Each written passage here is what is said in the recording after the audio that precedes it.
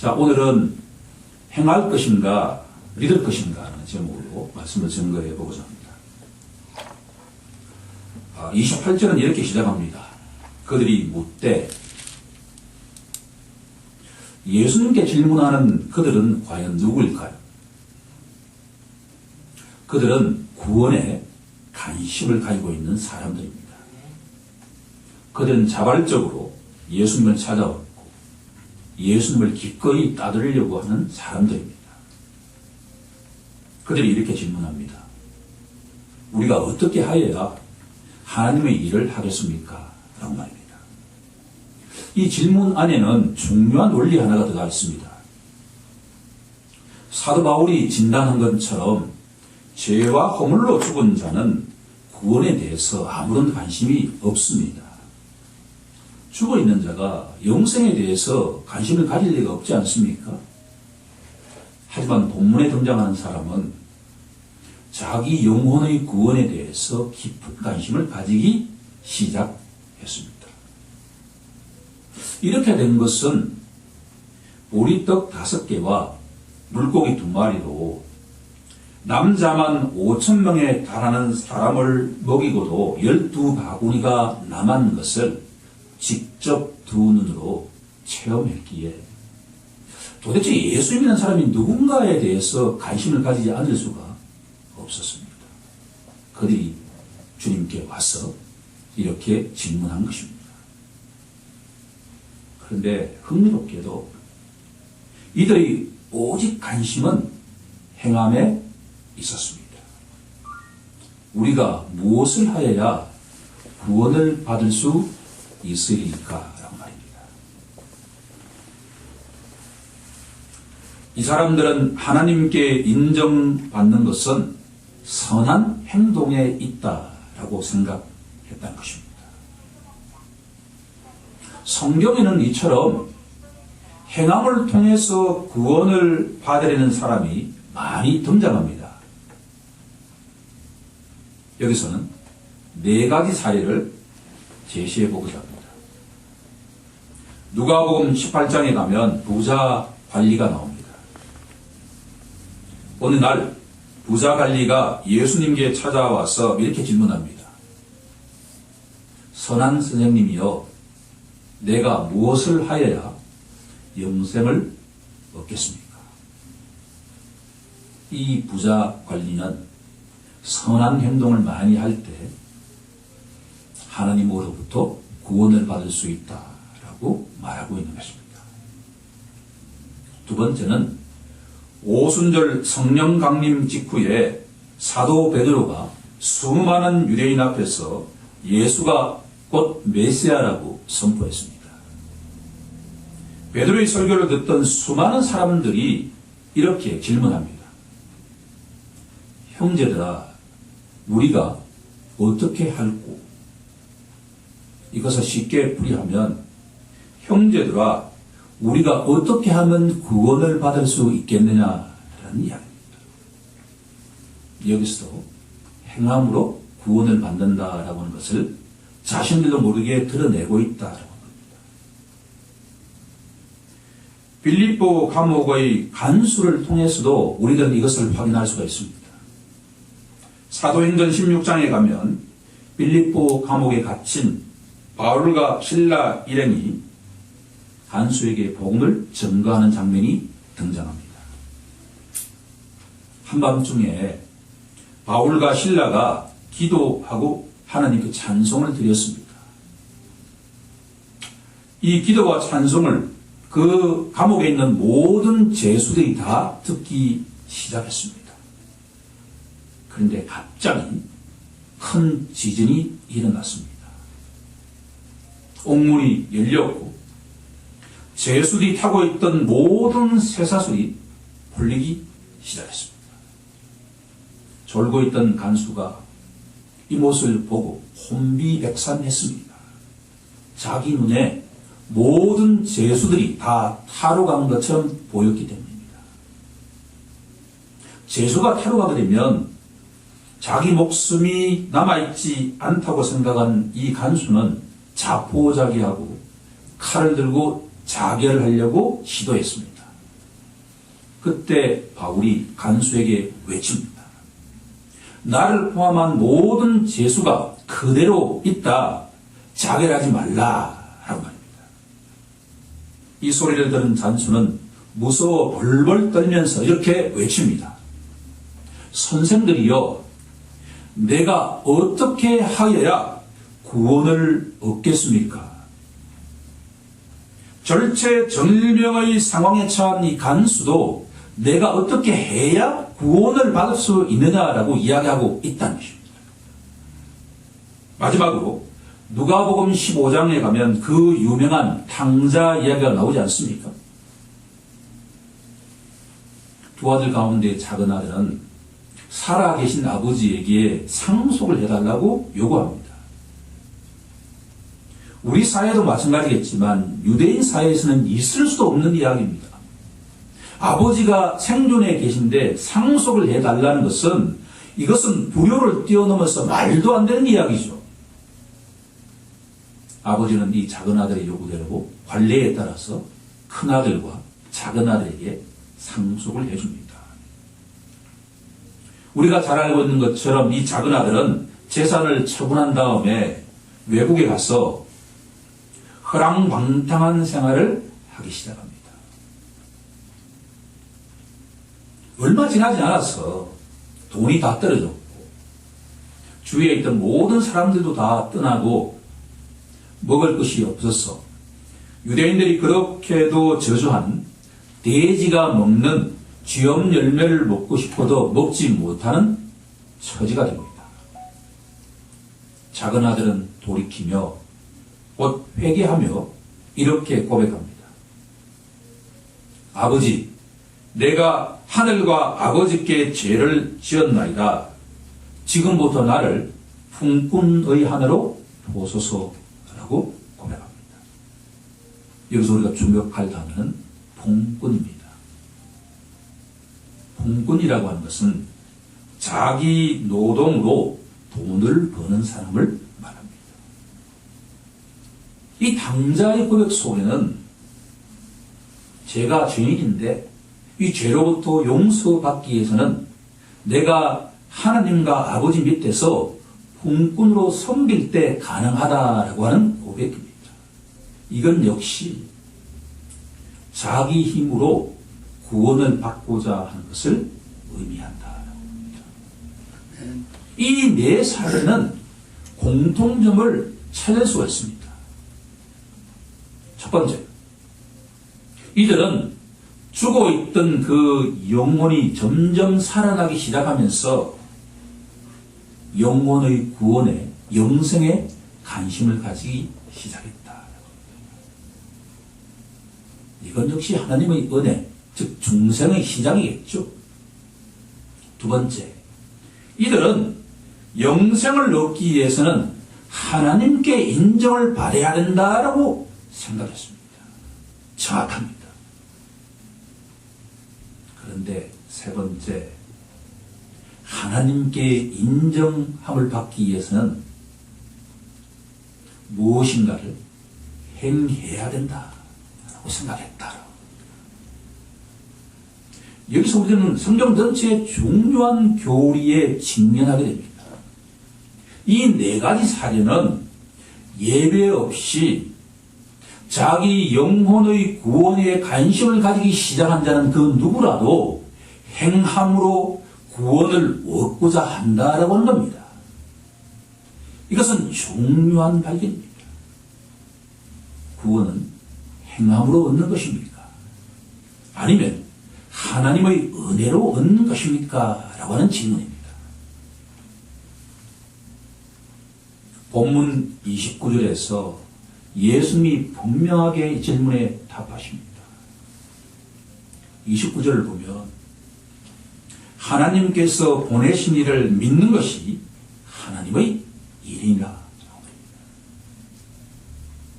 하나님의 일은 믿는 것입니다. 행하는 것이 아니다라고 하는 것이 예수님의 말씀입니다. 그러면 누구를 믿어야 하는가라고 하는 것이 다음 단계의 질문 아닙니까? 사실은 이 질문은 복음서 전체를 관통하는 질문입니다. 우리가 누구를 믿어야 구원을 받느냐라고 하는 겁니다. 성경은 일관되게 하나님이 보내신 자를 믿는 것이 구원이 만다라고 하는 겁니다. 그러면 하나님이 보내신 자가 누구냐라고 하는 질문에 도달하지 않겠습니까? 유대인들은 때가 되면 메시아 곧 그리스도가 이 땅에 오실 것이라고 믿었습니다. 유대인들은 하지만 아직도 하나님이 보내신 자 메시아가 오지 않았다라고 믿고 있다라고 하는 겁니다.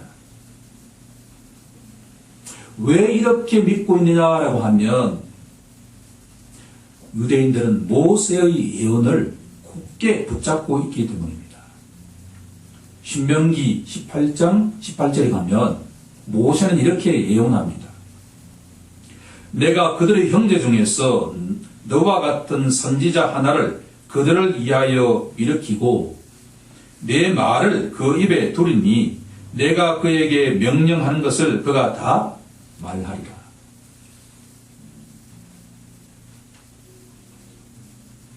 복음서 전체를 관통하는 질문은 예수가 바로 모세가 예언한 그 선지자인가 아닌가라고 하는 겁니다. 복음서 전체를 우리가 면밀히 살펴보면 유대인들은 나사렛 출신의 그 예수가 절대로 모세가 예언한 그 선지자일 수가 없다라고 생각했습니다.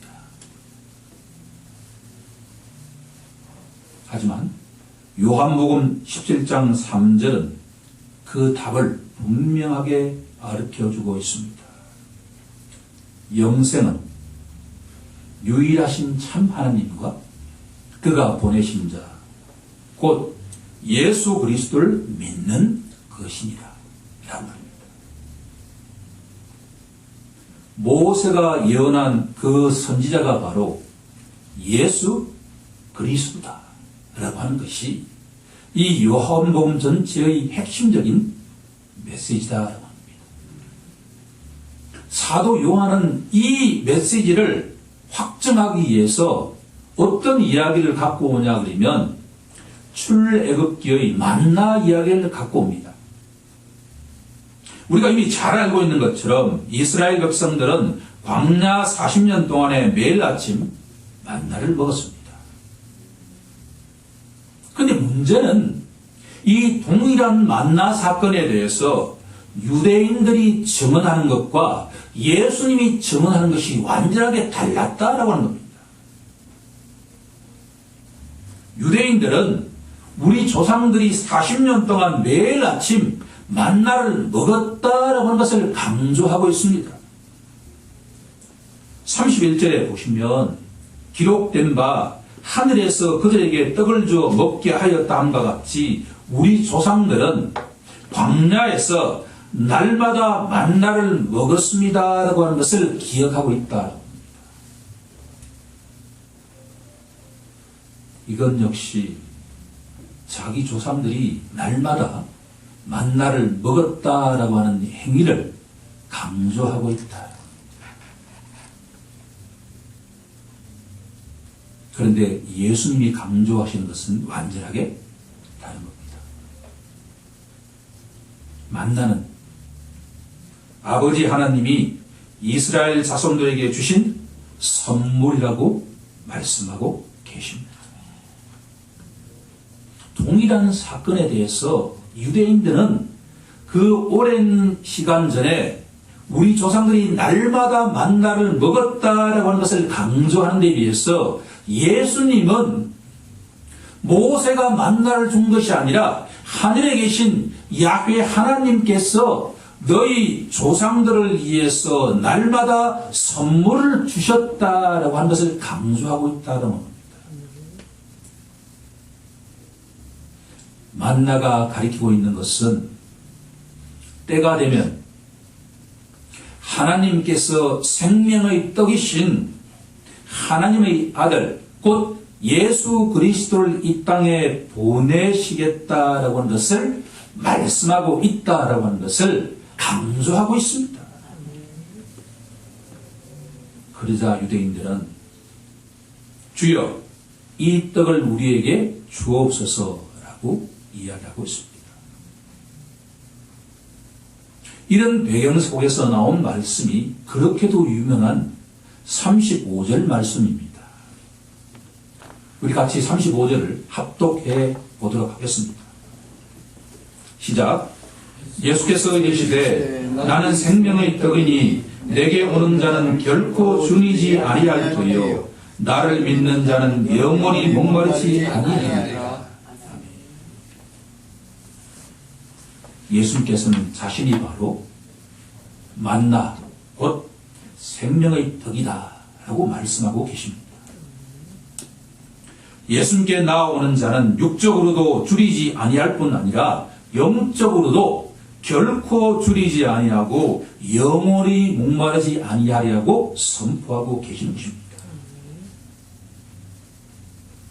예수님께서 말씀하시는 것은 자기 영혼의 구원에 관심을 가지고 있는 자는 그 누구라도 자신의 초대에 수락하라라고 하는 말씀입니다.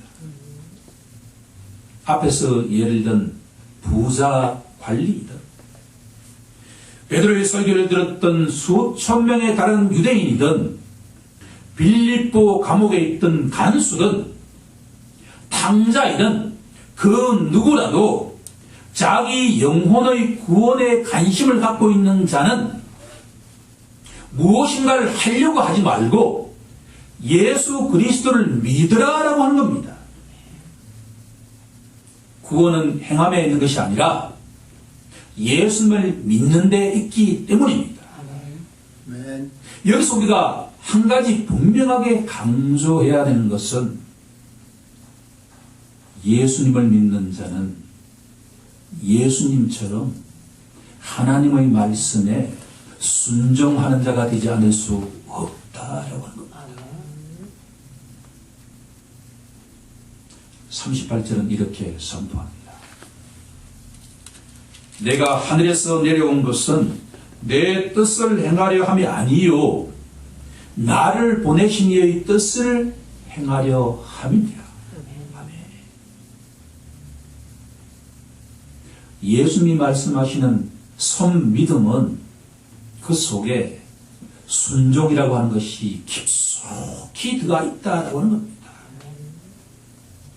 하나님의 아들이신 하나님께서 이 땅에 인간의 모양으로 성육신하신 것은 자기의 뜻을 행하려 하는 것이 아니라 아버지 하나님의 뜻에 온전하게 순종하는 것이다 라고 하는 겁니다.